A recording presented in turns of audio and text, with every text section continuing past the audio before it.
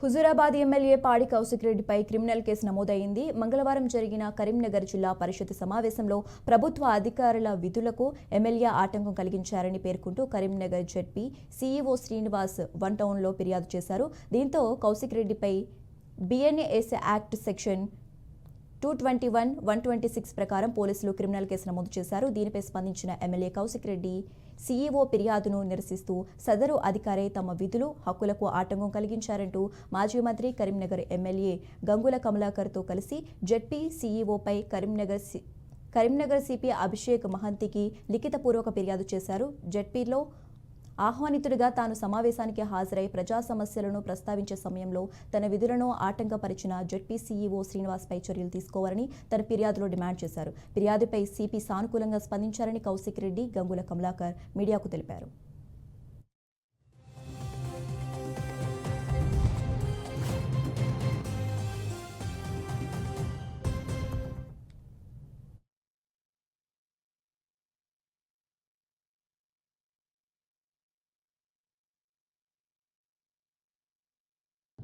నేను హుజూరాబాద్ నియోజకవర్గంలో పేద ఎస్సీ, ఎస్టీ, బీసీ, మైనారిటీ పేద విద్యార్థుల భవిష్యత్ కోసం వాళ్ళ స్కూల్లో అరేంజ్మెంట్స్ వాళ్ళకి బాగా చేసిండ్రా, స్కూల్లో వాళ్ళకి బుక్స్ ఇచ్చిండ్రా, స్కూల్లో బట్టలు ఇచ్చిండ్రా, భోజనాలు మంచిగా పెడుతున్నారా, క్లాస్ రూమ్లు నీట్గా పెడుతున్నారా లేదా అని నేను ఎంఈఓలతో రివ్యూ మీటింగ్ పెట్టుకుంటే డిఈఓ గారు అసలు ఎమ్మెల్యే గారు రివ్యూ మీటింగ్ పెడితే మీరు ఎట్లా అటెండ్ అవుతారని నోటీస్ ఇవ్వడం ఎంఈఓలకి ఎంత బాధాకరం అని చెప్పి సందర్భంగా తెలియజేస్తా ఉన్నాం.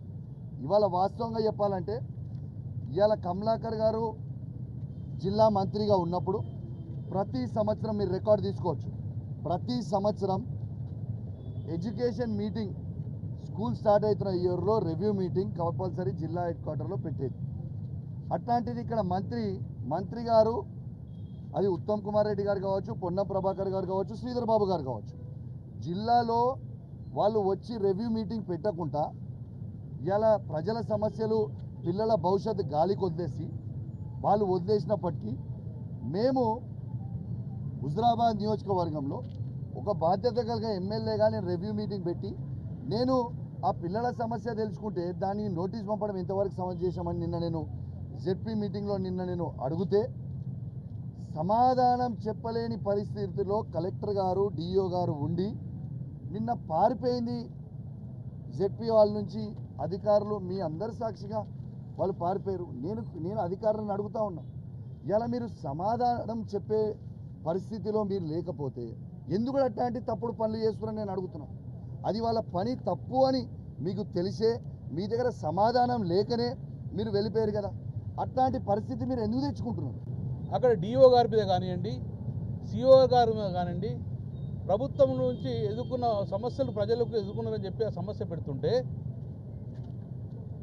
ఒక ప్రజాప్రతినిధి, ఒక శాసనసభ్యుడు, ఒక గౌరవం ఉన్న వ్యక్తిని మీద ఈరోజు సిఓ గారు మా విధులకు ఆటంకం కలిగించిందని చెప్పి కంప్లైంట్ చేయడం అనేది నేను దురదృష్టంగా భావిస్తున్నాను. ఇది దురదృష్టము, చాలా విచారకరము. కరీంనగర్ జిల్లాలో ఇంతవరకు ఎప్పుడు అలా జరగలేదు.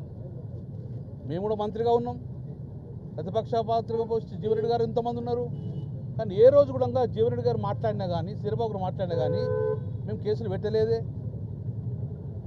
అది జిల్లా పరిషత్ ప్రాంగణం. ఏమన్నా సమస్యలు ఉంటే జిల్లా పరిషత్ గారి కాన్సెంట్ తీసుకొని సిపి గారికి కంప్లైంట్ ఇవ్వాలి. ఎవరైతే సిఓ గారి మీద కంప్లైంట్ చేసిన మా కౌశిక్ రెడ్డి దానికి పరిగణన తీసుకోండి. మా మీద ఎఫ్ఐఆర్ చేసినప్పుడు వారి మీద ఎఫ్ఐఆర్ చేసి ఎంక్వైరీ చేయండి. మీరు మేము తప్పు చేస్తే మా మీద బాధ్యత, మా మీద శిక్ష చేయండి. వారు బాధ్యత, వారి తప్పు చేస్తే వారి మీద శిక్ష చేయమండి. కాబట్టి ఎఫ్ఐఆర్ చేసి రెండు పక్షాలు ఎఫ్ఐఆర్ చేసి మీరు విచారణ చేపట్టమని చెప్పి మేము సిపి గారిని కోరడం జరిగింది. గౌరవ ముఖ్యమంత్రి రేవంత్ రెడ్డి గారిని మేము రిక్వెస్ట్ చేస్తున్నాం. రేవంత్ రెడ్డి గారు, మీరు నిన్నెన్నో మొన్న స్టేట్మెంట్ చేశారు మాకు కక్ష సాధింపులు ఉన్నాయని. మరి కరీంనగర్ జిల్లాలో ఏం జరుగుతుంది? మీరు దయచేసి జిల్లా మీద మీరు ఫోకస్ పెట్టడం జరగండి.